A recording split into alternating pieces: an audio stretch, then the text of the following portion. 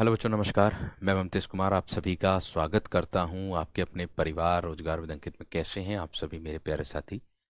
उम्मीद करूंगा आप बहुत ही अच्छे होंगे, एकदम बेहतरीन होंगे, एकदम शानदार होंगे, एकदम लाजवाब गजब जबरदस्त मेरे दोस्त आप सभी होंगे। तो सभी मेरे प्यारे साथी जुड़ेंगे अपनी कक्षा के साथ और सभी दोस्तों को प्रणाम है मेरे दोस्त। आज हम जो पढ़ने जा रहे हैं भाषा एवं बोली को पढ़ेंगे। भाषा क्या होती है और बोली क्या होती है, इनके दोनों के बीच के अंतर को भी जानेंगे मेरे दोस्त। ठीक है। 2 दिन मैंने साहित्य आप लोगों का इसलिए रखा है जिससे मेरे दोस्त हम साहित्य के सिलेबस को भी लगातार लेकर के चलें, जिससे आपको अंत में ज़्यादा प्रेशर ना झेलना पड़े। ठीक है ना। तो इसीलिए मेरे दोस्त साहित्य को लेकर के चल रहे हैं। ठीक है वीर। तो चलिएगा, सभी विद्यार्थी जुड़िएगा अपनी कक्षा के साथ और सभी दोस्तों को प्रणाम नमस्कार मेरे दोस्त। आप सभी को एकदम बेहतर और जबरदस्त तरीके से, एकदम अच्छे तरीके से मेरे शेर अपनी कक्षा के साथ जुड़ जाएंगे। चलिए वीर, ठीक है। देखिए, मैंने क्या कहा। अब भाषा और साहित्य की, अगर मैं भाषा हिंदी साहित्य की क्लास को, पहली कक्षा को मैं शुरू करने जा रहा हूं। इसमें मेरे दोस्तों सबसे पहले आती है आप लोगों की, जिसको हम कहते हैं क्या, भाषा। भैया जी, भाषा किसे कहते हैं और बोली किसे कहते हैं?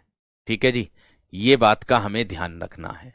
देखो, अगर मैं भाषा की बात करता हूं मेरे दोस्त, अगर मैं भाषा की बात करता हूं तो भाषा मनुष्य के विचारों और भावनाओं की अभिव्यक्ति का साधन ही भाषा है।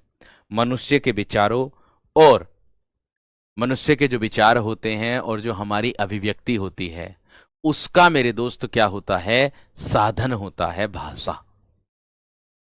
बात समझ में आ गई है ना? देखिए, मैंने बोला है आप लोगों से कि भाषा किसे कहते हैं, मनुष्य के विचारों और भावनाओं की अभिव्यक्ति का। मनुष्य के विचारों, मनुष्य के विचारों, विचार जो होते हैं, मनुष्य के विचारों और भावनाओं की, और भावनाओं की अभिव्यक्ति का, भावनाओं की अभिव्यक्ति का, भावनाओं की अभिव्यक्ति का साधन ही भाषा है। अभिव्यक्ति का साधन ही, साधन ही भाषा है, ही भाषा है। अर्थात मैं अगर आप लोगों से बात करूं, ध्यान से समझिएगा मेरे दोस्त, मैं अगर आप लोगों से बात करूं, भाषा विचारों की अभिव्यक्ति का माध्यम है। भाषा क्या होती है? विचारों की अभिव्यक्ति का माध्यम होता है। या मैं कह दूं, अभिव्यक्त का मतलब होता है मेरे दोस्त अपने विचारों को दूसरे के समक्ष रखना, और उसका माध्यम क्या है? उसका माध्यम है मेरे दोस्त हमारी भाषा।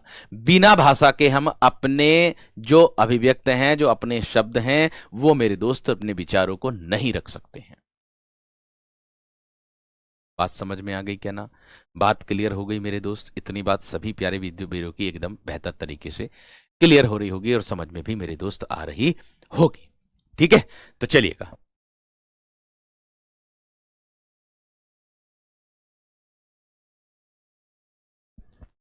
अब देखिए भैया जी, हमारी बोली क्या होती है?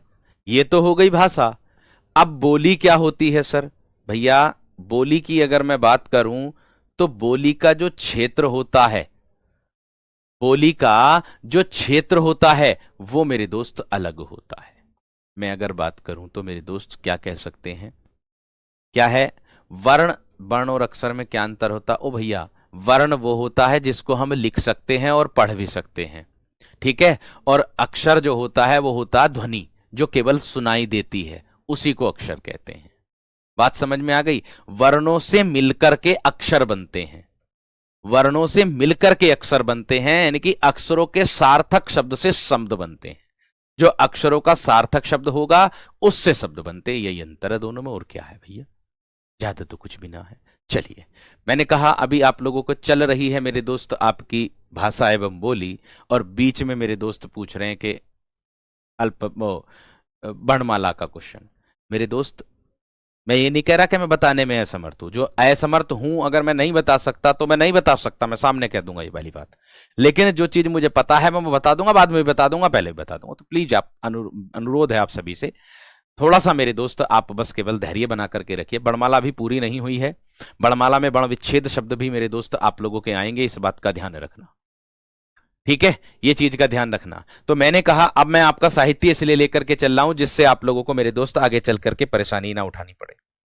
बात कर रहा हूं मेरे दोस्त मैं बोली की, भाषा के क्षेत्रीय रूप को बोली कहते हैं। क्या बनेगी परिभाषा? भाषा के क्षेत्रीय रूप को, भाषा के क्षेत्रीय रूप को, क्षेत्रीय रूप को बोली कहते हैं, बोली कहते हैं। मेरे दोस्तों, मेरे भाइयों बहनों, आपको इतना ध्यान रखना है, मैंने कहा मनुष्य के जो विचार हैं, आपके जो विचार हैं, आपकी जो भावनाएं हैं, वो अपने सामने मतलब किसी दूसरे के सामने अभिव्यक्त करने के लिए हम किसका प्रयोग करेंगे? वो मेरे दोस्त हम किसका प्रयोग करेंगे? भाषा का प्रयोग करेंगे। बात समझ में आ गई क्या ना? बात क्लियर हो गई? अब अगर मैं बात करता हूं मेरे दोस्त किसकी, मैं बात करता हूं भाषा के क्षेत्रीय रूप की, तो मेरे दोस्त वो बोली होती है। बोली को ही मेरे दोस्त आप लोगों का उसी को कहते हैं, उसी को ही मेरे वीर हम क्या कहते हैं? बोली कहते हैं। इतनी बात सबकी समझ में आ गई? एक बार पहले यहां तक इन दोनों की बात समझ में आ गई हो तो थम्स अप करके बता दो। एक बार मेरे वीर थम्स अप करके बता दो जल्दी से, इतनी बात सबकी समझ में आ गई हो तो जल्दी से थम्स अप करके बता दो एकदम। बहुत बढ़िया, बहुत शानदार, बहुत ही गजब। देखो मैं नाराज मैं मेरे दोस्त किसी से नहीं होता हूं, और ना ही मेरा स्वभाव कभी गुस्सा करने का। गुस्सा करूंगा तो कहां जाऊंगा? आऊंगा आपके पास ही लौट करके, है ना? ये समझ रहे हैं कि नहीं? तो गुस्सा करना तो भैया मेरा बनता ही नहीं है। आपका कर्म है, जो आपका डाउट है वो पूछने का, मेरा धर्म बनता, मेरा कर्तव्य बनता है आपको डाउट क्लियर करने का। ठीक है भैया जी, चलिए अब देखो इन दोनों में अंतर और बता देता हूं, इन दोनों में अंतर और बता देता हूं, एक भाषा में और एक बोली में। कुछ अगर पूछ लिया जाए मेरे दोस्त आप लोगों को, एक तरफ मैं लिखता हूं क्या मेरे दोस्त? भाषा, और एक तरफ मैं लिखता हूं मेरे दोस्त आपकी बोली। एक तरफ क्या लिखूंगा मेरे दोस्त? मैं बोली। तो ध्यान से आप सभी मेरे प्यारे वीरों समझ करके चलना, यहां पर विशेष तरीके से ध्यान रखना। अब देखो कैसे होगा। मैं अगर बात करता हूं मेरे दोस्त भाषा की, तो भाषा में साहित्य की प्रचुरता मेरे दोस्त है। क्या होगा? भाषा में साहित्य की प्रचुरता होती है। क्या होता मेरे दोस्त? भाषा में साहित्य की प्रचुरता रहती है, साहित्य की प्रचुरता रहती है। आप कहोगे भैया जी बोली का क्या होगा, है ना? बोली का क्या होगा मेरे दोस्त? बोली में जो होता है वो मेरे वीर साहित्य की जो है अभाव रहता है, अर्थात बोली में साहित्य का अभाव रहता है मेरे शेर। बोली में क्या रहता है? बोली में मेरे वीर आपका साहित्य का अभाव रहता है। बोली साहित्य का अभाव रहता है, इसमें क्या होगा मेरे दोस्त? साहित्य का अभाव रहता है। बोली में साहित्य का अभाव रहता है।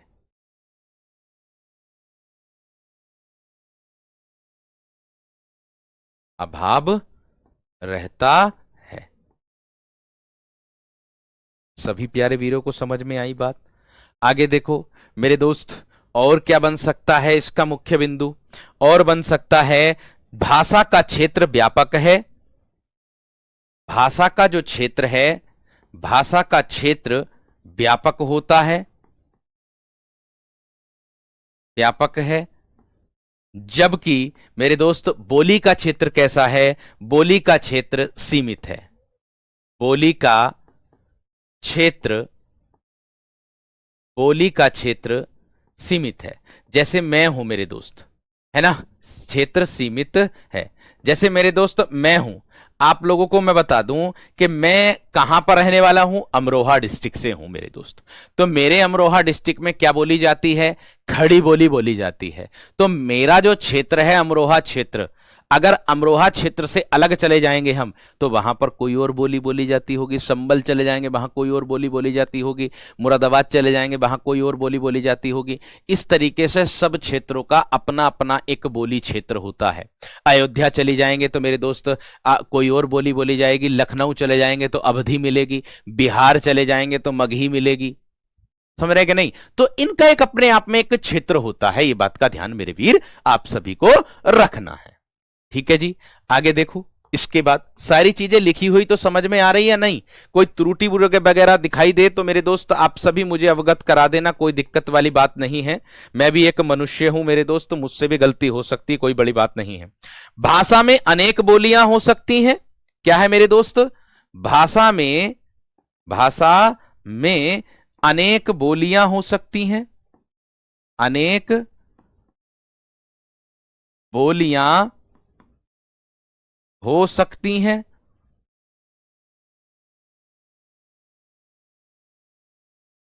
जबकि बोली की अगर मैं बात करूं, बोली को वाणी में समाहित नहीं किया जा सकता। जबकि जो बोली होती है, बोली को वाणी में समाहित नहीं किया जा सकता। बोली को वाणी में समाहित नहीं किया जा सकता। नहीं किया जा सकता। मैं बिल्कुल बेस से लेकर के चल रहा हूं, शून्य से, बिल्कुल शून्य से लेकर के चल रहा हूं। समझ में आ गई बात इतनी? ठीक है, इतनी बात क्लियर हो गई। और हां, उन विद्यार्थियों के लिए मेरा एक सजेशन है, किनके लिए? जो विद्यार्थी 1.0 में और 2.0 में पढ़ चुके हैं, है ना, उन विद्यार्थी के लिए मेरे दोस्त मेरा एक सजेशन ये है कि जो आपको साहित्य के नोट्स में कुछ नई चीजें मिले, ठीक है, क्योंकि देखिएगा सर्च करने के लिए समय होना चाहिए, कोई नई नई चीजें खोजने के लिए समय होना चाहिए। तो मेरे पास मेरे दोस्त इस बार मुझे कुछ और मेरे दोस्त भरपूर समय मिला है, ठीक है, कुछ और नया मिला है। तो मेरे दोस्त आपको ध्यान में रखना है, आप इसमें मेरे शेयर कर सकते हो, कोई दिक्कत वाली बात नहीं है। अपने नोट्स में अपडेट कर सकते हो, कोई दिक्कत वाली बात नहीं है। ठीक है, अपने नोट्स में अपडेट कर सकते हो जो कुछ नई चीज मिलती है आप सभी विद्यार्थियों को। यह बात ध्यान रखना आप सभी। ठीक है, भाषाएं लिखित और मौखिक प्रकार की होती हैं, ध्यान देना। भाषाएं, अंतर समझा रहा हूं मैं, भाषाएं लिखित और मौखिक, लिखित और मौखिक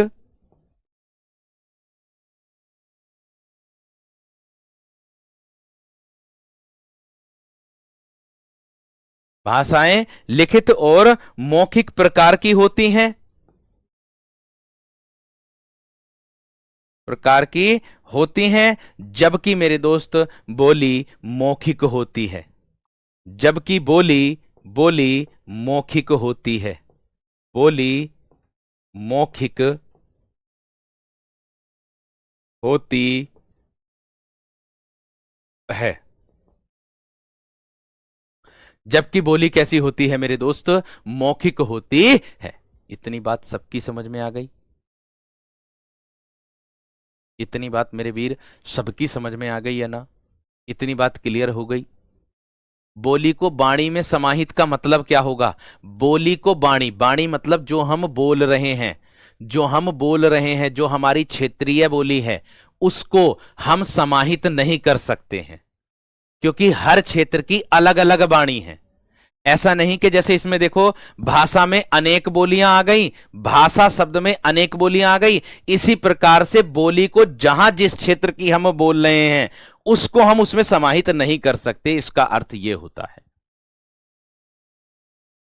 समझ में आ गई होगी वीर? एकदम बेहतरीन और जबरदस्त तरीके से, एकदम क्लियर तरीके से।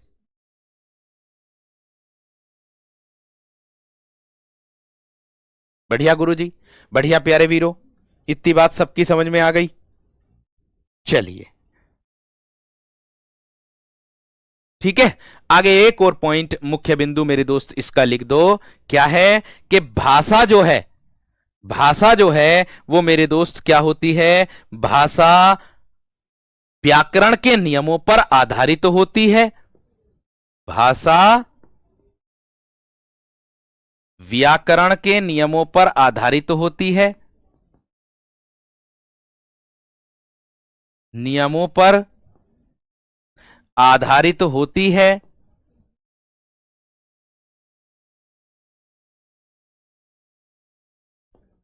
जबकि मेरे दोस्त बोली जो होती है मेरे दोस्त, बोली के लिए कोई व्याकरणिक नियम नहीं होता, जबकि बोली के लिए कोई व्याकरणिक नियम आधारित नहीं होता।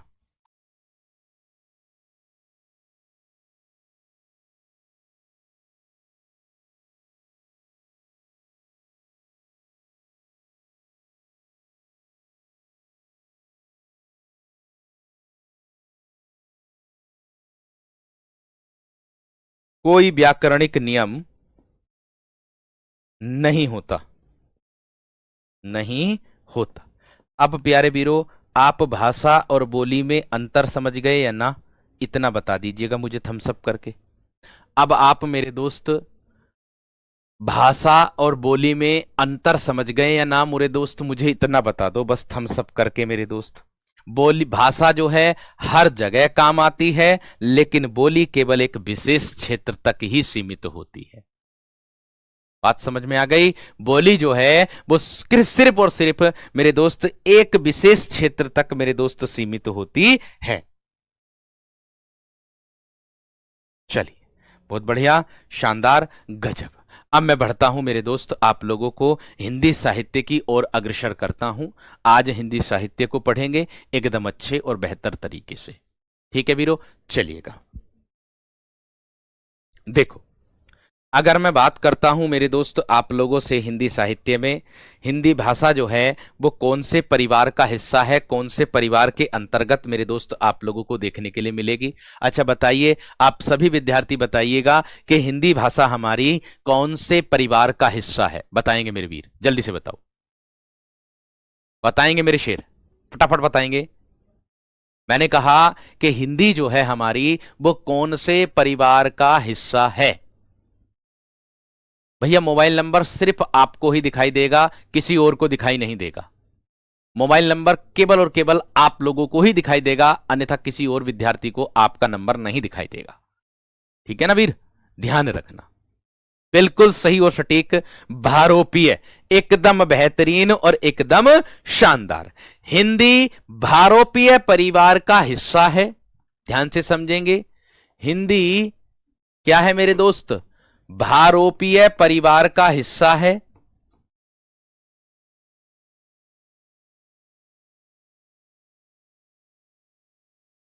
हिंदी क्या है मेरे दोस्त, भारोपीय परिवार का हिस्सा है। आप कहोगे ये जो भारोपीय परिवार है किसके योग से मिलकर बनता है, तो मेरे दोस्त ये योग से मिलकर बनता है भारत और यूरोप के योग से।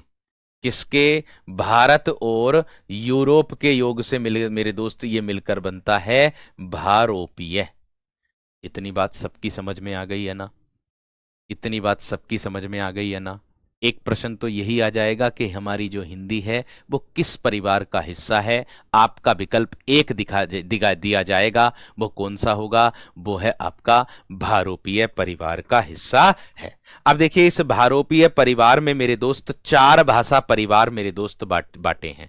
अर्थात मैं बात करूं, भारत में चार भाषा परिवार हैं। भारत में चार भाषा परिवार हैं, चार भाषा परिवार मेरे दोस्त हैं। ठीक, आप कहोगे कौन कौन से।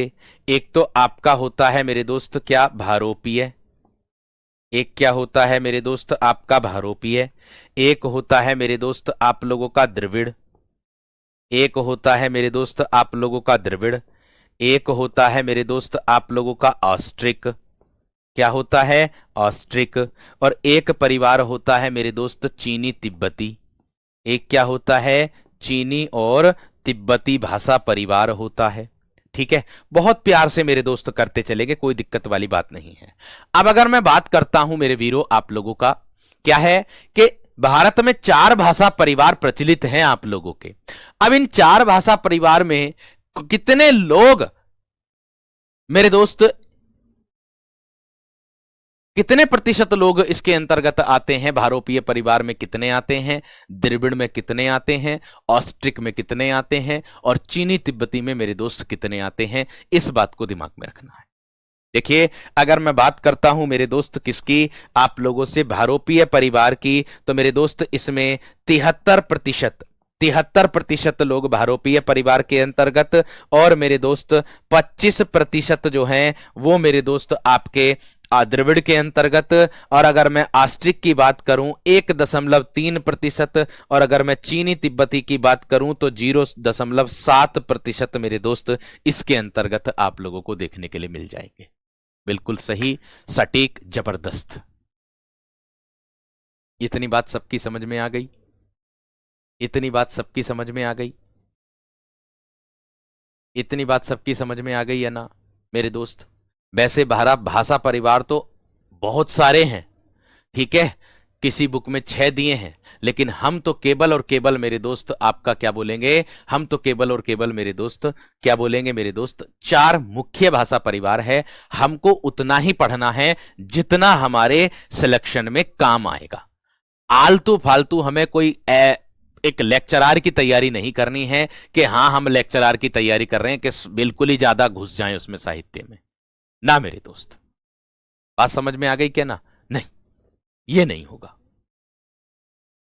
बात समझ रहे कि नहीं? फालतू पढ़ करके अपना समय खराब करेंगे हम, बाकी और कुछ नहीं। ये बात का ध्यान रखना, ठीक है ना वीर? ये बात का ध्यान रखना, ठीक, क्लियर है? चलिए, अब देखिएगा, अगर मैं बात करूं मेरे दोस्त आप लोगों से कि भारोपीय परिवार की शाखाएं कितनी प्रचलन में हैं आप लोगों की, 10 शाखाएं वैसे तो प्रचलन में होती हैं आप लोगों की। भारोपीय परिवार की कितनी शाखाएं प्रचलन में हैं, ठीक है? तो यहां ध्यान से देखिएगा, भारोपीय परिवार की, देखो इससे प्रश्न कैसे बनेगा, इससे प्रश्न ऐसे बनेगा कि जो आप लोगों से मेरे दोस्त पूछा जा सकता है, इस बात का विशेष तरीके से ध्यान रखना, ठीक है? ठीक है, इस बात का विशेष तरीके से ध्यान रखना कि भारोपीय जो परिवार है इसके अंतर्गत कितने प्रतिशत आता है, आप लोगों से विकल्प में होगा, और ये आता भी है मेरे दोस्त। तो आपका विकल्प होगा एक 73%। क्या है ये? 73%। विकल्प देख करके आपको आंसर टिक कर देना है। यानी कि 10 शाखाएं ऐसी हैं जो प्रचलित हैं, जिन्हें 2 वर्गों में बांटा है। जिनको कितने वर्गों में बांटा मेरे दोस्त? 2 वर्ग। आप कहोगे 2 वर्ग कौन कौन से भैया जी? 2 वर्ग जो है मेरे दोस्त आप लोगों को बताऊंगा। देखिए, एक वर्ग तो हो जाएगा मेरे दोस्त आपका कौन सा? सप्तम वर्ग। सतम वर्ग क्या हो जाएगा? एक सतम वर्ग मेरे दोस्त आप लोगों का हो जाएगा। और दूसरा जो वर्ग हो जाएगा वो हो जाएगा फेतुम वर्ग। कौन सा हो जाएगा दूसरा? वो हो जाएगा मेरे दोस्त आपका फेतुम वर्ग।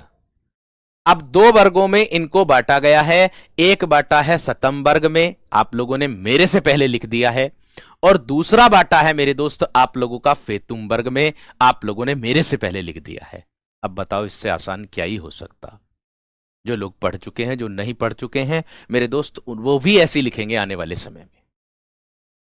अब अगर बात करता हूं कि सप्तम वर्ग की, अगर मैं बात करता हूं इसके अंतर्गत क्या क्या मिलेगा, देखिए इसके अंतर्गत मेरे दोस्त आप लोगों को मिलेगा भारत ईरानी भाषा। क्या मिलेगा? भारत ईरानी भाषा इसी के अंतर्गत मिलेगा। किसमें? सप्तम वर्ग में।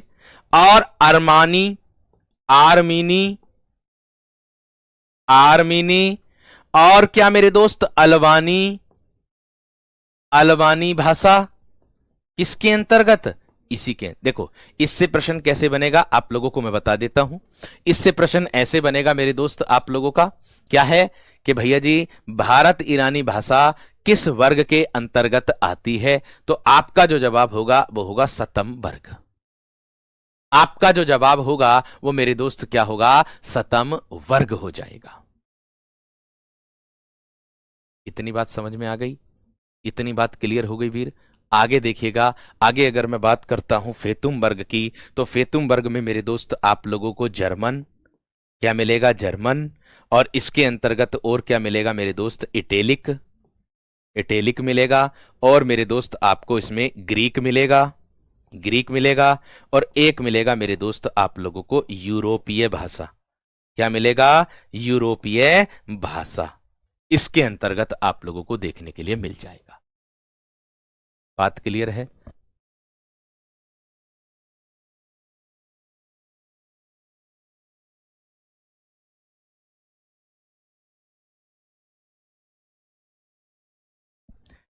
इतनी बात सबकी समझ में आ गई है ना? इतनी बात सभी की क्लियर हो गई है ना मेरे दोस्त?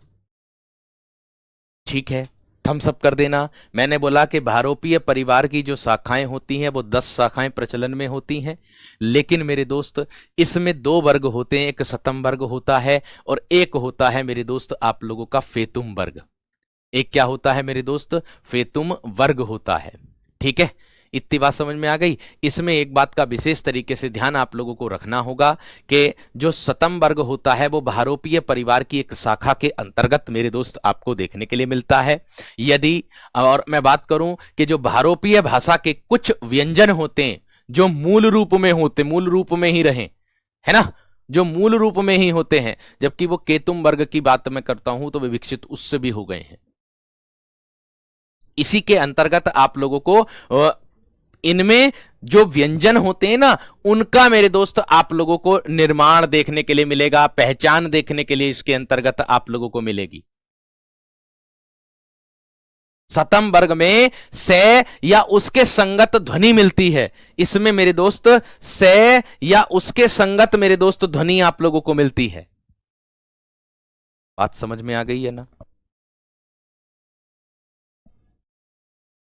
बात समझ में आ गई है ना मेरे दोस्त? इतनी बात, इसीलिए ये बने हैं, इसीलिए ये वर्ग दोनों बांटे गए हैं। बात समझ में आ रही कि नहीं? बात क्लियर हो रही है नहीं? एक बार थम्स अप करते चलना, तो कि मैं अभी आप लोगों को एकदम से ही मेरे दोस्त सारी चीजें इसमें एकदम से क्लियर तो होगी नहीं, क्योंकि धीरे धीरे साहित्य में ढलना पड़ेगा हमें। और साहित्य में जब हम ढल जाएंगे ना पूर्ण रूप से, तब हम इसकी भाषा और बोली आप लोगों को पता चलेगी, क्योंकि इसी से ही निकल करके आएंगी आप लोगों की भाषा और बोली जो होती हैं। ये बात का ध्यान रखना, भाषा और जो बोली हैं वो इसी के अंतर्गत मेरे दोस्त आप लोगों को देखने के लिए मिलेंगी।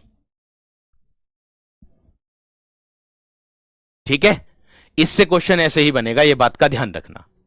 ठीक, आपको आगे चल करके इसमें भाषा मिलेगी कि कौन सी भाषा किससे संबंधित होती है, हमारी उपभाषाएं कितनी होती हैं, हमारी बोलियां कितनी होती हैं। इस तरीके से मेरे दोस्त आप लोगों को देखने के लिए इससे प्रश्न मिलेंगे, जैसे मैं आपको बताऊंगा बाद में, अंत में भी दिखाऊंगा भी किस तरीके से प्रश्न आपको देखने के लिए मिल जाते हैं बोली और भाषाओं से। ध्यान रखना इस बात का।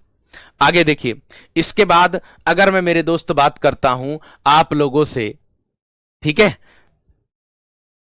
3 भाषाएं होती हैं मेरे दोस्त आप लोगों की, एक प्राचीन भारतीय भाषा, एक मध्यकालीन भारतीय भाषा, और एक होती है मेरे दोस्त आप लोगों की आधुनिक भारतीय आर्य भाषा। देखो कौन कौन सी होती हैं अगर मैं बात करूं मेरे दोस्त, एक तो होती है आप लोगों की प्राचीन प्राचीन आर्य भाषा, प्राचीन आर्य भाषा, आर्य भाषा। अगर इनका सन पूछ ले मेरे दोस्त, वो क्या होगा भैया, इसका जो सन है वो आप लोगों का 1500 से 500 ईसा पूर्व है। क्या है, 1500 ईसा पूर्व से 500 ईसा पूर्व है।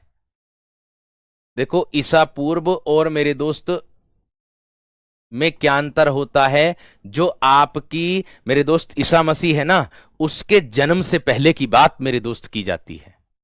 आप मेरे से भी पहले मेरे दोस्त आप लोगों ने लिख दिया, मेरे से भी पहले आप लोगों ने लिख दिया 1500 बीसी से 500 बीसी। बहुत बढ़िया। प्राचीन आर्य भाषा की अगर मैं बात करता हूं, आगे आता है मेरे वीर आप लोगों का, जिसको मैं बोलता हूं कौन सा, मध्यकालीन भारतीय आर्य भाषा। क्या बोलता हूं? मध्यकालीन, मध्यकालीन भारतीय आर्य भाषा, भारतीय आर्य भाषा। अगर मेरे दोस्त मैं इनकी इसके समय सीमा की बात करूंगा तो हो जाएगा 500 ईसा पूर्व से 1000 ईस्वी। क्या हो जाएगा? 500 ईसा पूर्व से 1000 ईस्वी।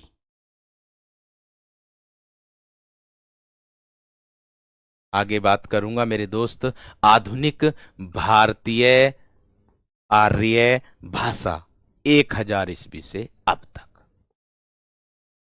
आधुनिक भारतीय आर्य भाषा। क्या होगा मेरे दोस्त आप लोगों का? क्या इसमें आएगा आपका 1000 ईस्वी से अब तक।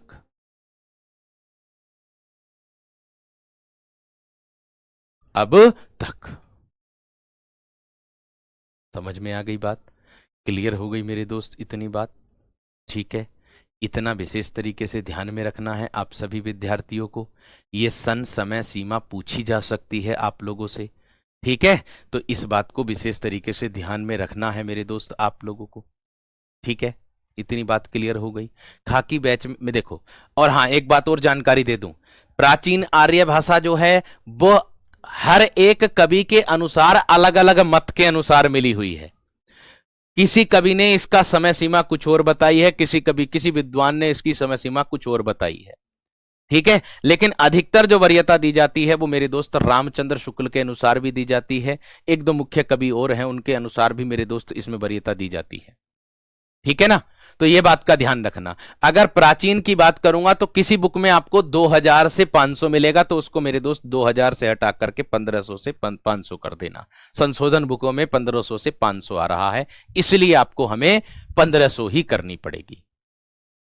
ये बात का ध्यान रखना, ठीक है? और प्राचीन जो भारतीय आर्य भाषा है उसको दो भागों में बांटा गया है।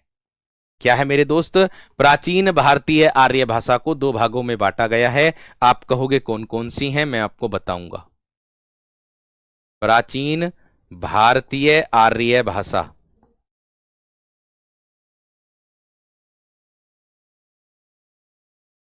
प्राचीन भारतीय आर्य भाषा, इसको दो भागों में बांटा है। आप कहोगे कौन कौन से दो भाग होते हैं, उनका चित्रण बता दो, हमें सबको समझा दो। तो मेरे दोस्त देख सकते हो आप सभी विद्यार्थी भी, क्या बनेगी प्राचीन भारतीय में? एक आ जाएगा मेरे दोस्त आपका वैदिक संस्कृत।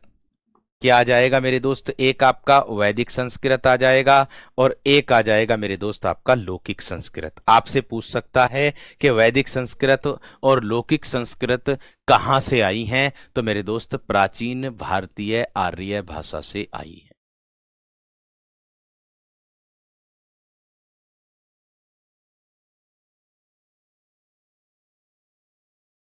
ठीक है ना?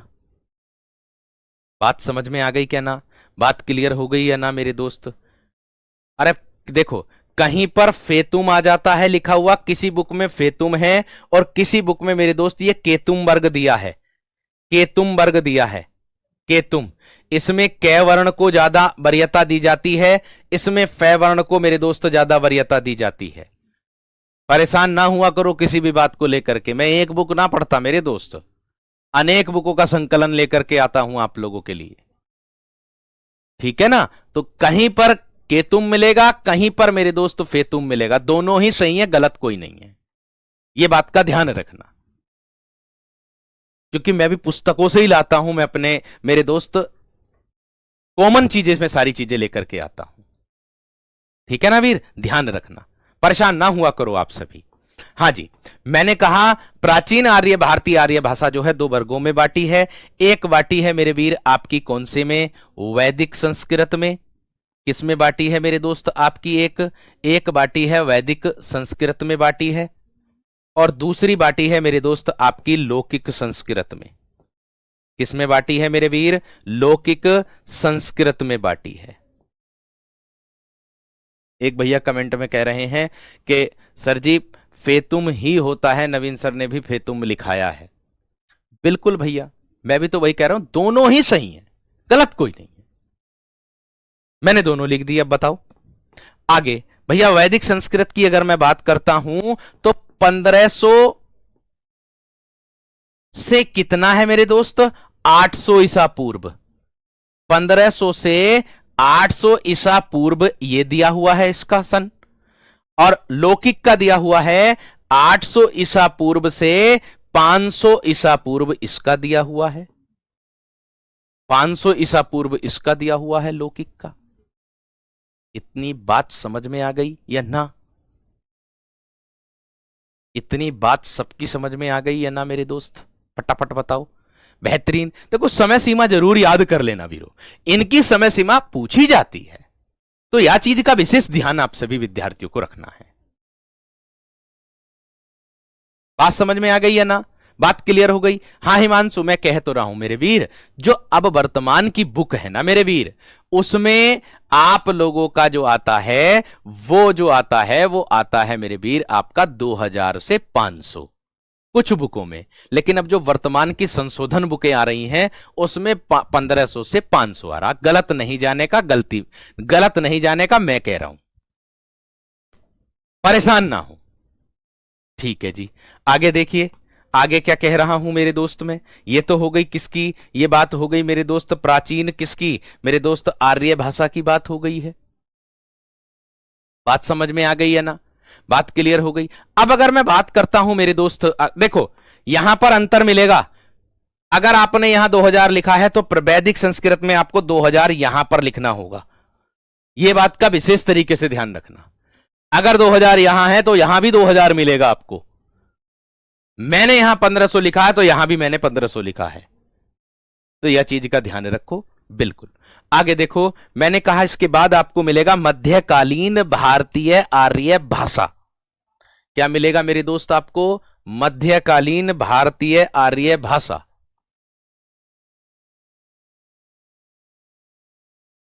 मध्यकालीन भारतीय आर्य भाषा। अब जब बुक नई छप करके आती है, बुक को क्या कहते हैं हम?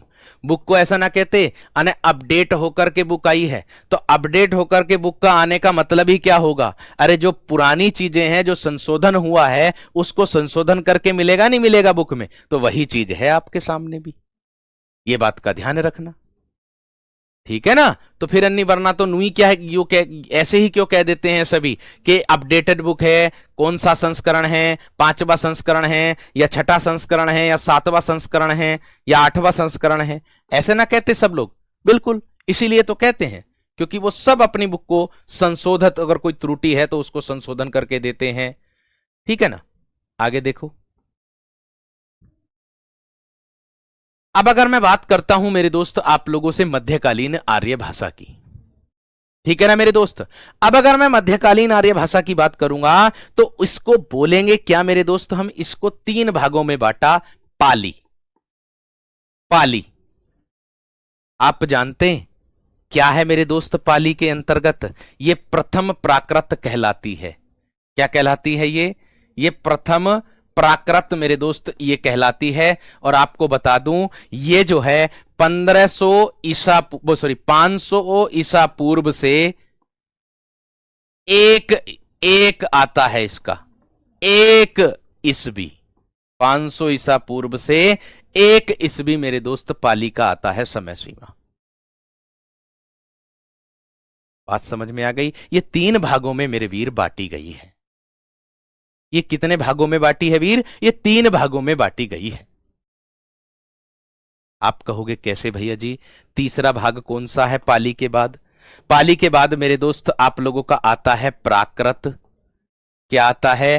प्राकृत। इसको द्वितीय प्राकृत बोलते हैं। इसको क्या बोलेंगे मेरे दोस्त? द्वितीय प्राकृत मेरे वीर इसको हम बोलते हैं। इसके अंतर्गत क्या मिलेगा मेरे दोस्त आप लोगों को देखने के लिए? इसका जो समय सीमा है वो 1000 ईस्वी से 500 ईस्वी मेरे दोस्त मिल जाएगी आप लोगों को। और तीसरे नंबर पर मेरे दोस्त आपको देखने के लिए मिलेगा क्या? अपभ्रंश। क्या मिलेगा? अपभ्रंश। आप कहोगे भैया जी ये अपभ्रंश क्या चीज होती है? आप कहोगे ये भैया जी अपभ्रंश क्या चीज होती है? मेरे दोस्त अपभ्रंश का जो अर्थ होता है वो होता है, इसका जो अर्थ होता है, इसका अर्थ होता है मेरे दोस्त बिगड़ा हुआ रूप। क्या होता है? बिगड़ा हुआ रूप। बिगड़ा हुआ रूप, इसको बोलते हैं क्या मेरे दोस्त? हम अपभ्रंश।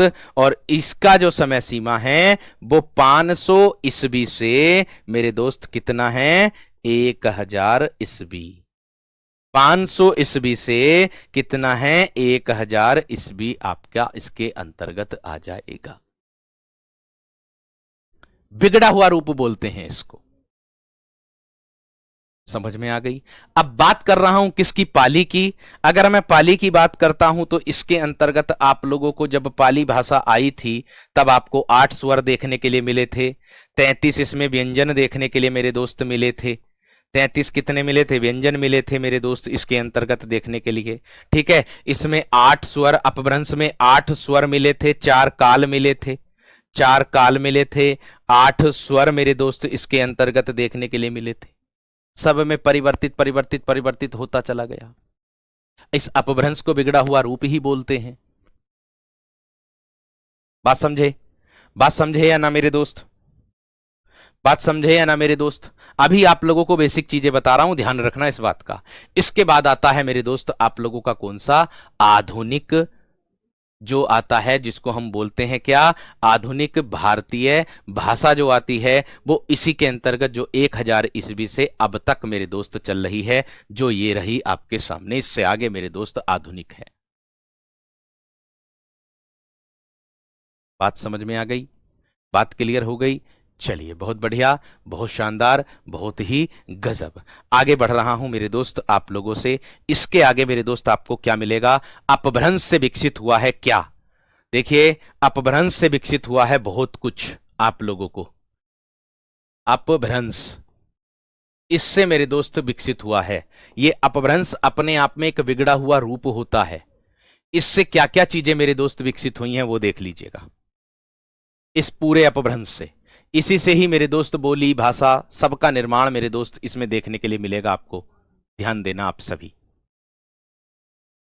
देखो, अपभ्रंश की बात करता हूं, इसमें शोर सैनी अपभ्रंश आएगा, एक आएगा मेरे दोस्त इसके अंतर्गत अर्धमागधी अपभ्रंश आएगा, एक आएगा मेरे दोस्त आपका इसके अंतर्गत मागधी अपभ्रंश देखने के लिए मिलेगा, पैसाची अपभ्रंश देखने के लिए मिलेगा इसके अंतर्गत, ब्रांचड़ अपभ्रंश मिलेगा इसके अंतर्गत, महाराष्ट्री अपभ्रंश मेरे दोस्त इसके अंतर्गत मिलेगा देखने के लिए। मैं सभी के नाम लिख देता हूं तभी आपको सारी चीजें क्लियर होगी। यहां देखो कैसे मैंने कहा, अपभ्रंश का अर्थ होता है बिगड़ा हुआ रूप। ये आएगा मेरे दोस्त इसके अंतर्गत शोर सैनी अपभ्रंश, शोर सैनी अपभ्रंश। ठीक है, इसमें आएगा अर्धमागधी अपभ्रंश। क्या आएगा? अर्धमागधी अपभ्रंश।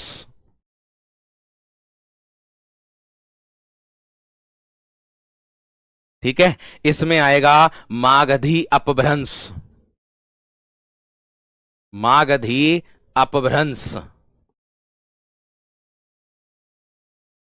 इसमें आएगा मेरे दोस्त आप लोगों का कौन सा? पैसाची, जिसको आप टक्क बोलते हो, टक्क, पैसाची अपभ्रंश, पैसाची अपभ्रंश। इसमें आएगा मेरे दोस्त आपका ब्रांचड़ अपभ्रंश, ब्रांचड़ अपभ्रंश। इसमें आएगा मेरे दोस्त आपका महाराष्ट्री अपभ्रंश, महाराष्ट्री अपभ्रंश।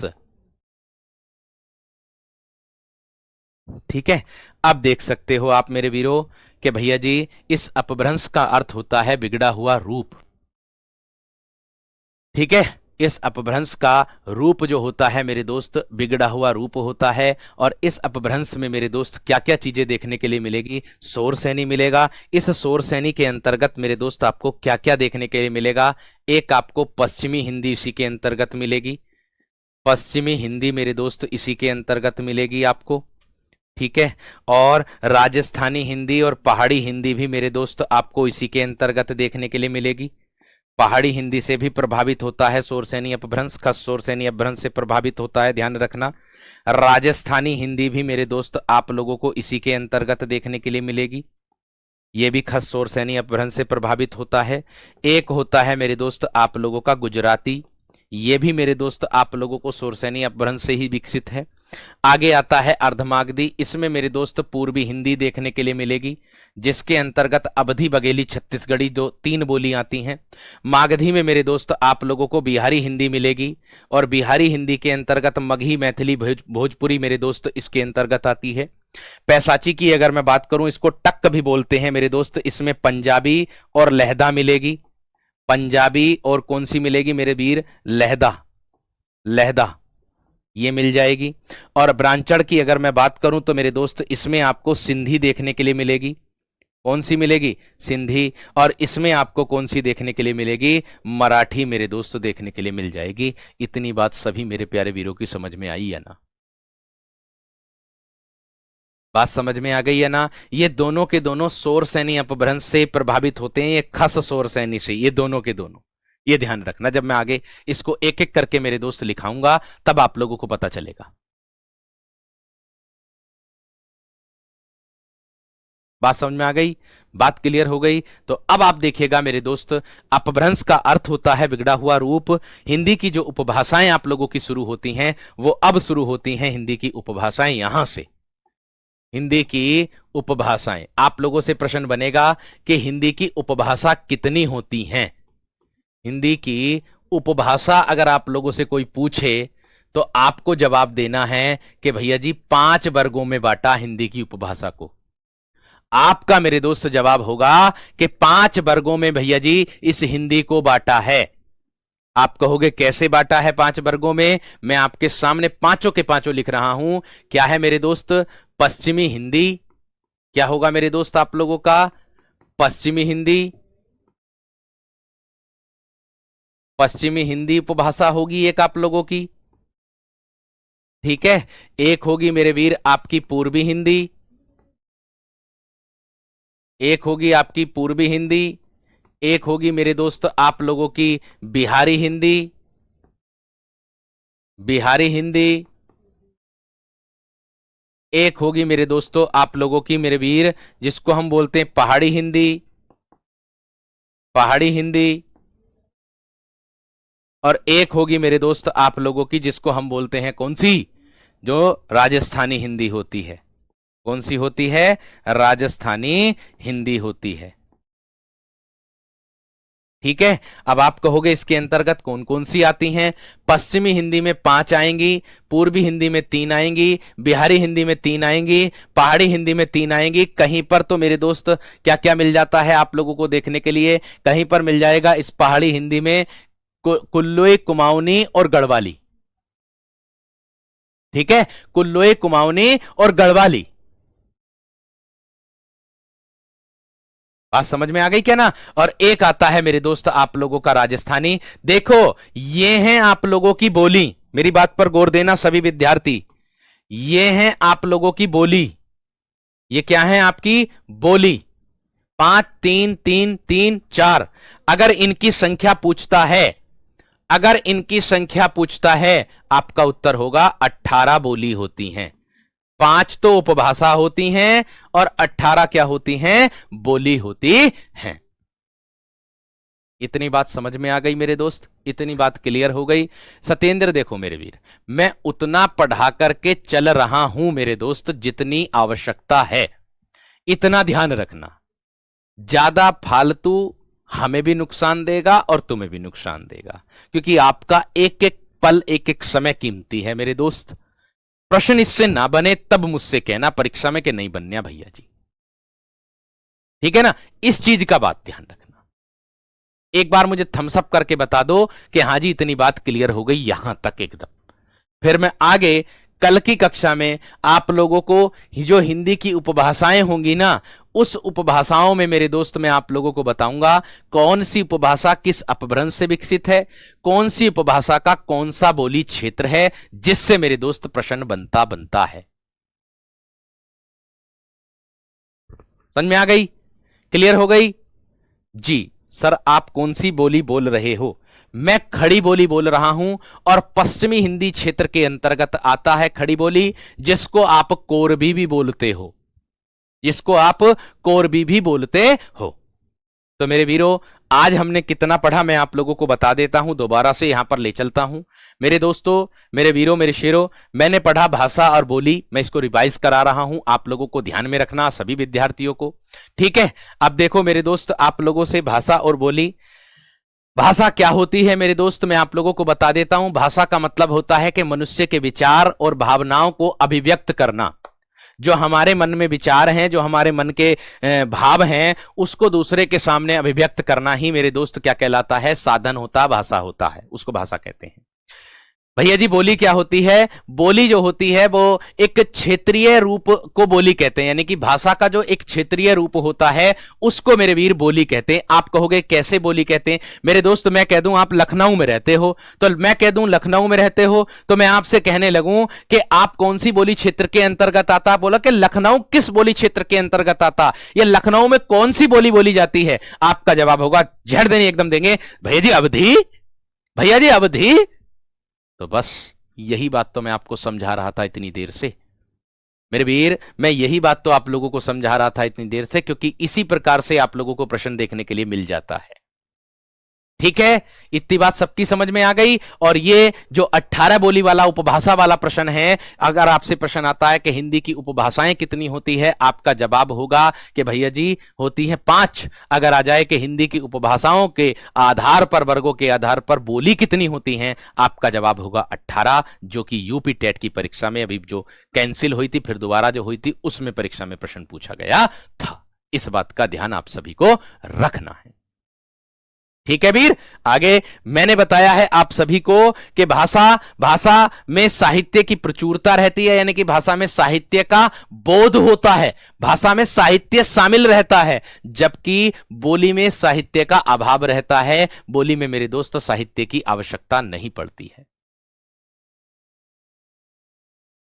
आगे देखिएगा, भाषा का क्षेत्र व्यापक होता है और बोली का क्षेत्र सीमित होता है। व्यापक मतलब फैला हुआ होता। भाषा हर जगह की भाषा अपनी अपनी अलग अलग होती है, बात समझ कि नहीं? इसी प्रकार से मेरे दोस्त बोली का क्षेत्र भी सीमित होता, लेकिन कभी कभी ऐसा भी हो जाता, मान लीजिए हम किसी दूसरे राज्य से हैं, वहां पर दूसरी भाषा बोली जा रही है, हम आ गए उत्तर प्रदेश में, हमने वो भाषा भी सीख ली। धीरे धीरे हम काहे में ढल गए? बहुभाषिकता। और बहुभाषिकता का अर्थ होता है कि जिसमें अनेक भाषाओं का ज्ञान हो। बात समझ रहे कि नहीं? बात क्लियर हो गई मेरे दोस्त? आगे देखो मैंने क्या बोला है। आगे यहां पर भाषा में अनेक बोलियां हो सकती, भाषा के अंतर्गत बहुत सारी बोली होंगी, बिल्कुल होंगी, जायज बात है, यह ध्यान रखना, अंतर है इनका। ठीक है भैया, आगे देखो, इसके बाद मेरे दोस्त 4 भाषा परिवार मुख्य रूप से मैंने बताए हैं, और भारोपीय हिंदी भाषा जो है वो भारोपीय परिवार की भाषा है। इसमें 2 वर्ग बताए थे, एक सतम और एक केतुम या फिर फेतुम बोल सकते हो आप लोग मेरे दोस्त इसको। प्राचीन आर्य भाषा का मेरे दोस्त समय सीमा मैंने बताई है। आधुनिक भारतीय भाषा, मध्यकालीन भारतीय भाषा, इसके अंतर्गत मध्यकालीन भारतीय भाषा में क्या क्या चीजें आप लोगों की देखने के लिए मिली है। जो आप लोगों ने देखा नहीं है कि पाली भाषा प्रयोग हुई थी, प्राकृत भाषा प्रयोग हुई थी। जैसे आता नहीं है कि हिंदी भाषा का उद्भव क्या होता, क्रम क्या होता, सही संस्कृत पाली प्राकृत अपभ्रंश अबहट हिंदी ये होता।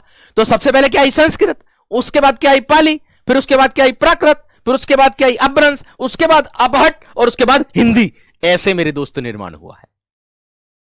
समझ रहे होंगे? चलिएगा, उम्मीद करूंगा बहुत अच्छे से समझ में आई होगी, सारी बातें एकदम क्लियर हुई होगी। और जो विद्यार्थी बीच में से जुड़े हैं उन विद्यार्थियों से निवेदन है कि आप कक्षा को दोबारा से देख लीजिएगा। ठीक है जी, ये बिल्कुल एकदम समझ में एकदम अच्छे से आ गई होगी। धन्यवाद, नमस्कार, जय हिंद।